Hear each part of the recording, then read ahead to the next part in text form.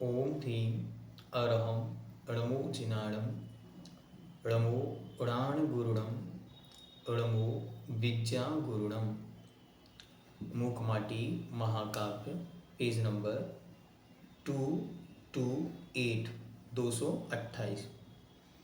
अब यहाँ पर महाकवि वो जो 3 बादल आए हैं जो कि अशोलेष्याओं के प्रतीक हैं उनके विषय में बतलाते हैं। सेकंड पैराग्राफ, इनकी मानो मीमांसा लिखी जा रही है। चांडाल शम प्रचंड शील वाले हैं। ये तीनों कैसे हैं? ये तीनों चांडाल के समान हैं। घमंड के अखंड पिंड बने हैं, जिनका हृदय अदय का निलय बना है। और निलय मतलब होता है घर, स्थान। तो ये कैसे हैं? ये अदय मतलब दया से रहित परिणामों के स्थान बने हैं। रह रहकर कलह करते ही रहते हैं। और इनका स्वभाव क्या है? कलह करना, आपस में लड़ना। बिना कलह भोजन पचता नहीं इन्हें। इन्हें देखकर दूर से ही भूत भाग जाते हैं भय से। इतने खतरनाक होते हैं कि भूत भी इनसे डर जाता है, इतने भयानक काले हैं। भयभीत होती अमावस्या भी इनसे कहीं दूर छुपी रहती है वह। यही कारण है कि एक मास में एक ही बार बाहर आती है आवास तजकर। और भयभीत होकर अमावस्या भी इनसे कहीं दूर छिप जाती है, इसलिए वह अमावस्या महीने में केवल एक बार आती है, क्योंकि उसे इनके कालेपन से डर लगता है।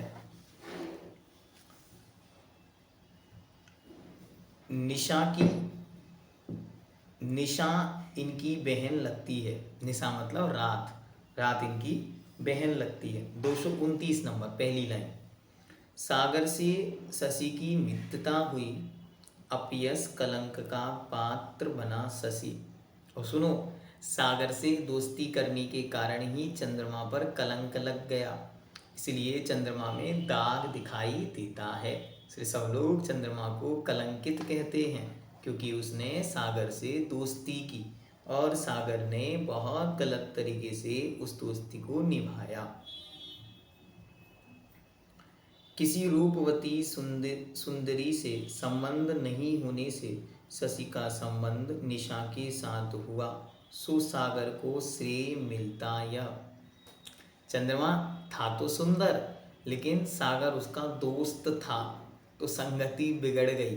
संगति बिगड़ने के कारण उसे कोई अच्छा दोस्त नहीं मिला, इस कारण उसकी शादी नहीं हुई। और अभी तक भी उसकी शादी नहीं हुई। हुई भी तो किससे हुई? निशा मतलब रात से। तो चंद्रमा का सौंदर्य, चंद्रमा की सुंदरता, सब कुछ यूं ही चला गया। मोह भूत के वशीभूत हुए बिना किसी तरह भी किसी के बस में नहीं आते। ये दुरासई हैं, दुष्ट रहे हैं, दुराचार से पुष्ट रहे हैं। दूसरों को दुख देकर दूसरों को देखते ही रुष्ट होते हैं, तप्त होते हैं। प्रतिशोध की वृत्ति इनकी सहजा जन्मजा है। वैर विरोध की ग्रंथि इनकी खुलती नहीं झट से। निर्दोषों में दोष लगाते हैं, संतोषों में रोष जगाते हैं। बंधियों को भी निंदा करते हैं, शुभ कर्मों को अंधे करते हैं।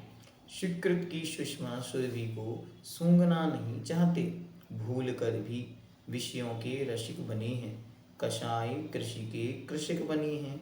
जलधर इनका नाम सार्थक है। अब आचार्य महाराज समझा रहे हैं कि पंक्ति को कि क्या इनके साथ घटित हो रहा। तो पहले तो कहते हैं मोह के वशीभूत होकर किसी के भी बस में नहीं आते। और ये कैसे हैं? दुरासई हैं, इनका आश्रय हमेशा गलत रहता है। और दुष्ट रहे, ये दुष्ट हृदय वाले हैं। और दूसरों को दुख देकर दूसरों को देखते ही रुष्ट होते हैं, दूसरे को देखते ही नाराज हो जाते हैं, तप्त हो जाते हैं, गर्म हो जाते हैं। प्रतिशोध की वृत्ति इनकी सहजा जन्मजा है। जन्मजा मतलब साथ में उत्पन्न होने वाली। सहजा जन्मजा जन्म से ही उत्पन्न है। तो सहजा मतलब इनकी बहन की तरह जुड़वा लगती है। कौन? प्रतिशोध, बदला लेने की भावना। वैर विरोध की ग्रंथि इनकी खुलती नहीं झट से, और एक बार यदि वैर हो जाए तो जल्दी से खुलता नहीं, अर्थात बहुत लंबे समय तक बांधे रहते हैं। निर्दोषों में दोष लगाते हैं, निर्दोषों में दोष लगाते हैं। संतोषों में रोष जगाते हैं, रोष मतलब गुस्सा। और बंधियों की भी निंदा करते हैं, जो पूजनीय हैं उनकी भी ये निंदा करते हैं। क्या बता रहा है? लेश्याओं के परिणाम बतला रहे हैं। अशुभ लेश्या वालों की स्थिति ऐसी होती है। शुभ कर्मों को अंधे करते हैं, अर्थात शुभ कामों को न खुद करते हैं न दूसरों को करने देते हैं। सुकृत की सुषमा सुरभि को सूंघना नहीं चाहते भूल कर भी। ये भूल कर भी सुकृत अर्थात पुण्य की सुषमा को सूंघना नहीं चाहते। विषयों के रसिक बने हैं, विषयों को ही इस रस लेने में इन्हें आनंद आता है। कषाय कृषि के कृषक बने हैं, और कषाय रूपी खेती के लिए ये कृषक के समान हैं। जलधर अर्थात जल को धारण करने वाले, दूसरों से जलने वाले, ऐसे जल को अपने पास धारण करने वाले ये जलधर बादल हैं। जलधर उसका नाम क्यों पड़ा था? जल मतलब पानी, धर मतलब धारण करने वाला। पानी को धारण करने वाले जलधर थे, यहाँ उसका अर्थ उल्टा हो गया कि यहाँ तो वे जलधर अर्थात जल को धारण करने वाले। जल मतलब ईर्षा, जलन। सुकृत मतलब होता है पुण्य, कृत मतलब कार्य, शु मतलब अच्छा, अच्छे अच्छे कार्य को कहते हैं सुकृत। सुकृत मतलब पुण्य। जड़त्व को धारण करने वाले जो मतिमंद मदांध बने हैं। यद्यपि इनका नाम पयोधर भी है। पयोधर मतलब बादल, बादल को पयोधर भी कहते हैं। तथापि विष ही धर बरसाते हैं वर्षा ऋतु में ये। आचार्य महाराज के नाम तो पयोधर है, लेकिन वर्षा विष की करते हैं, तो नाम इनका विषधर होना चाहिए था। भ्रमर समकाले क्यों हैं? यह बात निराली है कि वसुधा का समागम होते ही विष सुधा बन जाता है, और यह भी एक शंका होती है कि वर्षा ऋतु के अनंतर शरद ऋतु में हीरक सम शुभ्र होते क्यों? हाँ, विषधर हैं, विष को धारण तो करते हैं, लेकिन जब वह विष धरती पर बरसता है तो धरती उसको अमृत कर लेती है, क्योंकि धरती तो कल्याणकारिणी है, स्वयं का भी कल्याण करती है और पर का अर्थात दूसरों का भी निरंतर कल्याण करती है। 230 नंबर पेज। उपाय की उपस्थिति ही पर्याप्त नहीं है, उपादेय की प्राप्ति के लिए अपाय की अनुपस्थिति भी अनिवार्य है, और वह अनायास नहीं प्रयास साध्य है। बहुत अच्छी तरह ये बात आचार्य महाराज ने बहुत महत्वपूर्ण कही। उपाय की उपस्थिति ही पर्याप्त नहीं, उपादेय की प्राप्ति के लिए अपाय की अनुपस्थिति भी अनिवार्य है, और वह आयास नहीं प्रयास साध्य है। एक एक शब्द बहुत चिंतनीय। क्या कह रहे हैं? उपाय, उपाय मतलब साधन, साधनों की उपस्थिति मतलब मिल जाने पर, मिल जाना ही मात्र पर्याप्त नहीं है। किसके लिए? लक्ष्य की प्राप्ति के लिए। उसके लिए क्या करना है? अपाय की अनुपस्थिति भी अनिवार्य है। अपाय मतलब बाधा, बाधाओं की जो उपस्थिति है, बाधक कारणों की जो उपस्थिति है, उससे अच्छे से अच्छा बड़ा सा बड़ा काम भी विफल हो जाता है। कोई मार्ग में बड़ी साधना पूर्वक चल रहा था, लेकिन किसी प्रकार की विघ्न उपस्थित होने पर वह परेशान हो सकता है, होता है। तो क्या करना? तो कह रहे हैं आपको अपायों की अनुपस्थिति के लिए अनायास मतलब अचानक नहीं, अपितु वह तो प्रयास साध्य है, मतलब प्रयास पूर्वक करनी है। हाँ, जैसे उदाहरण देते हैं दीपक का, कि दीपक के जलाने के लिए आपने माचिस या काड़ी के साथ साथ तीव्र हवा का अभाव भी अनिवार्य है। ना आप जलाएंगे और वो बुझेगा, आप जलाएंगे वो बुझेगा। तो क्या करना? जैसे जलाने के लिए दीपक, तेल, बाती, माचिस, इन सब उपायों की आवश्यकता है, वैसे ही अपाय मतलब बाधक तत्वों के निराकरण की भी आवश्यकता है। तो इसलिए क्या करना, तेज हवा से दूर करना भी उसका उपाय है। उसके बिना वह कार्य सिद्ध नहीं होगा। लक्ष्य की ग्रहण करने योग्य वस्तु की प्राप्ति के लिए मात्र सहयोगी साधक कारणों की उपस्थिति ही मात्र पर्याप्त नहीं, यानी सामर्थ्यवान नहीं है, किंतु अपाय यानी बाधक कारणों का अभाव होना भी अनिवार्य है।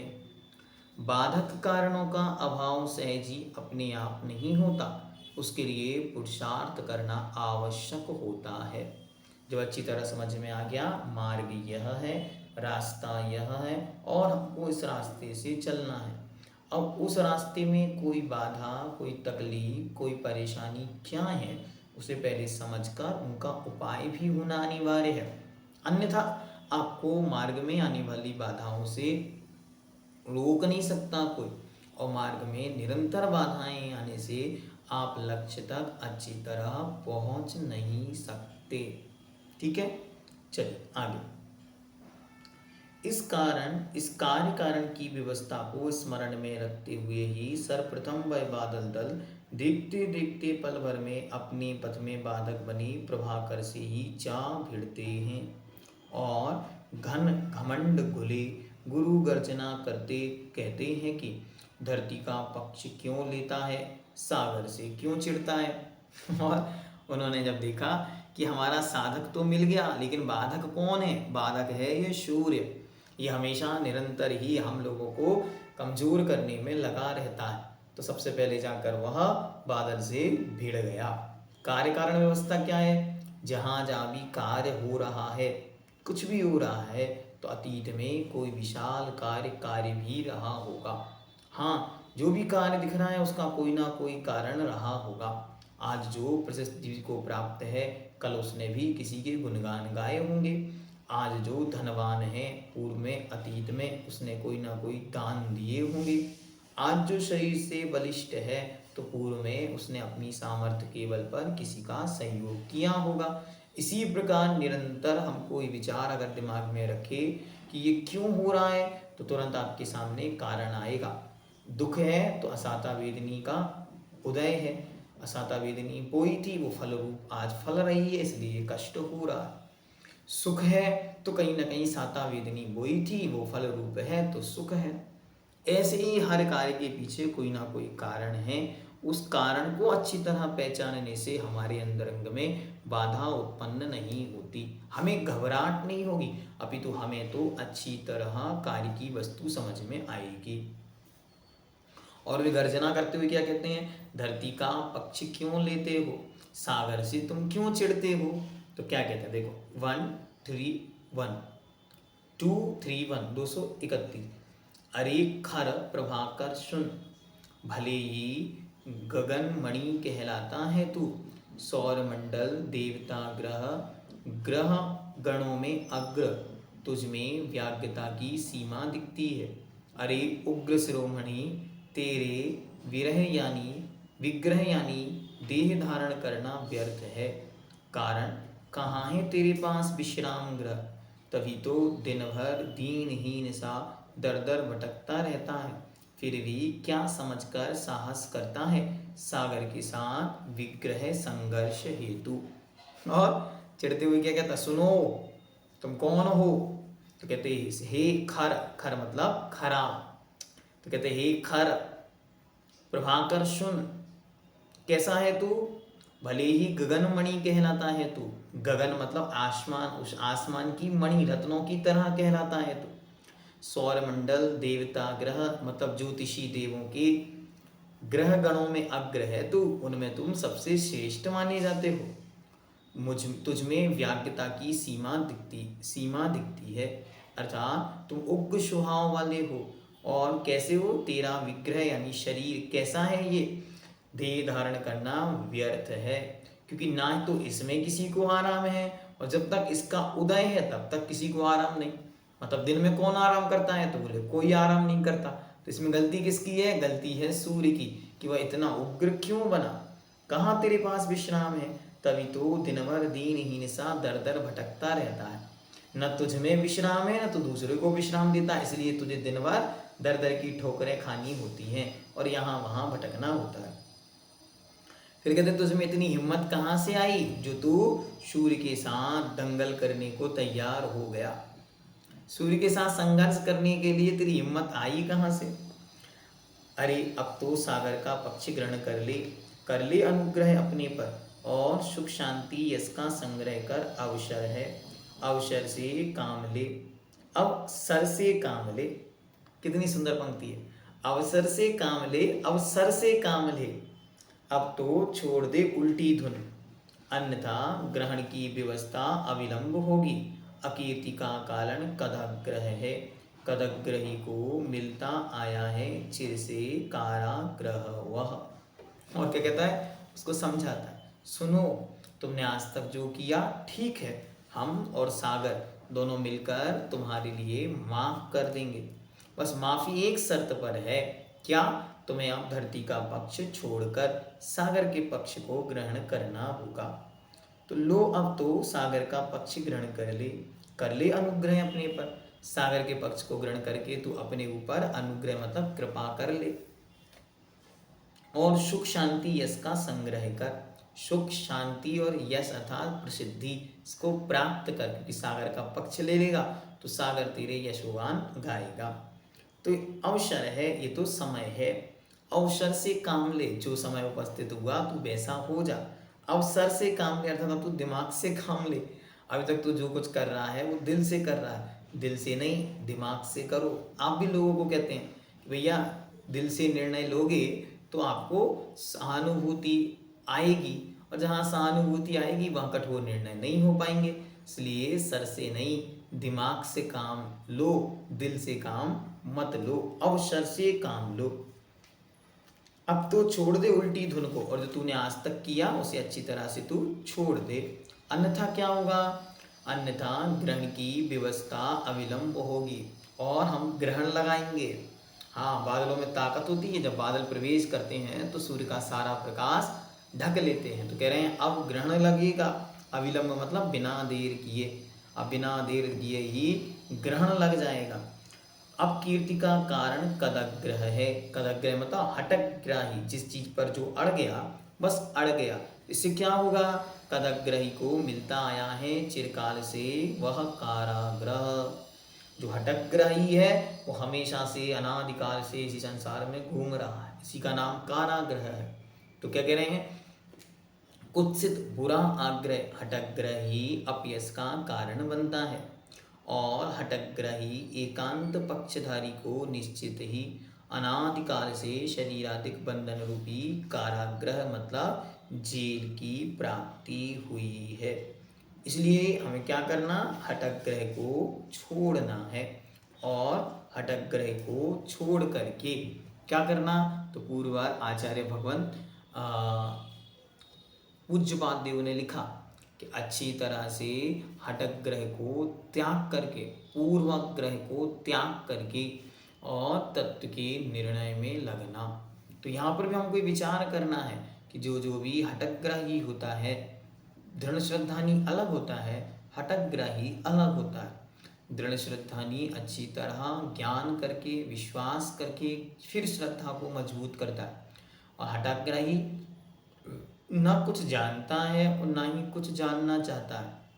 कदाचित कोई उसे समझाने की कोशिश करे तो समझना भी नहीं चाहता। कोई उसे कहे कि क्यों इस प्रकार से है तो भी वो नहीं मानता। आगम दिखाने पर भी नहीं मानता। हमेशा क्या होता है? हमेशा अपने आग्रह को पुष्ट करने में, दृढ़ करने में, मजबूत करने में लगा रहता है, और इसके अलावा और कोई काम नहीं है उसके पास, कुछ करने की चाहत भी नहीं है उसके पास। इसलिए हटग्रही को अच्छी तरह से विचार करना कि यदि ऐसे ही हम हट करते रहे तो हमारा भविष्य उज्जवल नहीं है, अर्थात कारागृह की प्राप्ति होगी। तो हम और आपको भी चाहिए कि अच्छी तरह से हटग्रह को छोड़ करके, कदाग्रह को छोड़ करके जो हमारी आत्मा के कल्याण का पथ है उस पर हम लगें। जैसे महिलाओं के जीवन में बहुत सारी समस्याएं परिवार संबंधी, रिश्तेदार, नातेदार आदि आदि की लगी हुई हैं। वे यदि उनको छोड़कर आगे नहीं बढ़ती हैं तो वहीं पर डुबकी लगेगी। नियम है, क्या करो, हठग्रह को छोड़कर, दुराग्रह को छोड़ करके आत्मचिंतन, आत्मनिर्माण, आत्मकल्याण के पथ पर जो कुछ उचित है उसे करने का पुरुषार्थ करो। ओम सिद्धम। आगे पेज नंबर 232 से देखेंगे।